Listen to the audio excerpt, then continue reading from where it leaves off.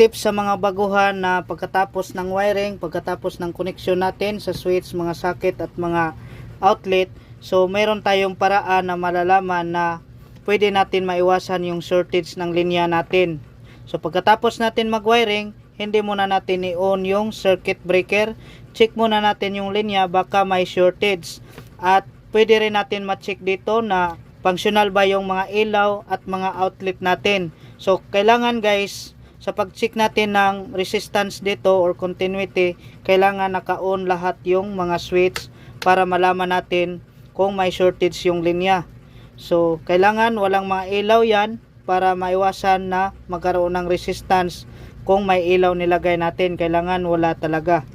So sa pag-check niyan, kailangan gumamit tayo ng tester, kahit anong tester basta may resistance. Select natin dito sa resistance. Yan, ganito yung tunog guys kapag may shortage. Yan. So sa pag-check nito guys, dito tayo mag-check sa load side ng circuit breaker. Kailangan mag-check tayo, walang supply para maiwasan natin na masira yung tester natin. So yan, na-check na natin guys. So ibig sabihin, walang shortage yung linya kasi hindi tumunog yung tester natin at walang resistance. So ganito naman guys, kapag shortage yung linya, kuha tayo ng pang short dito. Dito natin lagay sa outlet.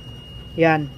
So ibig sabihin yan guys, pag check nyo na ganyan diretso, tumunog or gumalaw yung pointer ng tester sa mga multi-tester, ibig sabihin yan shortage yung linya. So pag ganun guys, check nyo agad yung mga junction box, splicing ninyo, baka nagkamali kayo ng tapping, yung live at neutral na pagsama ninyo. Kailangan pag check nyo ng ganyan ay wala na yung tumunog gaya nito. So wala kayong makikita na resistance. So sa pag-check naman guys, yan, okay na yan, walang shortage. So check muna natin yung mga ilaw kung functional ba. So pati na yung mga outlet. So ngayon, kuha lang tayo dito ng bulb natin. So lagay natin dito. So malalaman natin kung gumagana yung switch at mga ilaw natin dito. Same lang din ang gawin natin guys. Dito natin ilagay yung test rod natin. So yan. Kapag i-on natin yan, kailangan may resistance. Yan. Ibig sabihin guys, gumagana yung bulb natin. Yan. Dito naman, baliktad natin dito sa kabila. So on natin. So ibig sabihin guys, gumagana yung switch natin at mga ilaw. So next naman guys, check na rin natin yung mga outlet dito. So kailangan tanggalin muna natin itong bulb.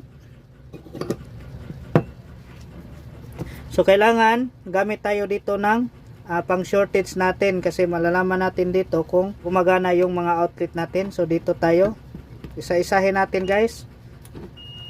Yan, ibig sabihin yan guys, may continuity. So goods yung outlet natin. Yan. So goods to dito sa unang circuit guys. Ngayon dito naman tayo sa pangalawang circuit. Same lang din gawin natin. Unahin natin itong outlet. So goods yung outlet natin. Una. So next naman ay ito naman ang ilaw at switch natin pagganahin. So lagyan natin ng bulb. So gawin natin guys, on natin dito. Yan. Off, on. So ibig sabihin goods yung mga ilaw natin, lahat ng outlet at switches goods.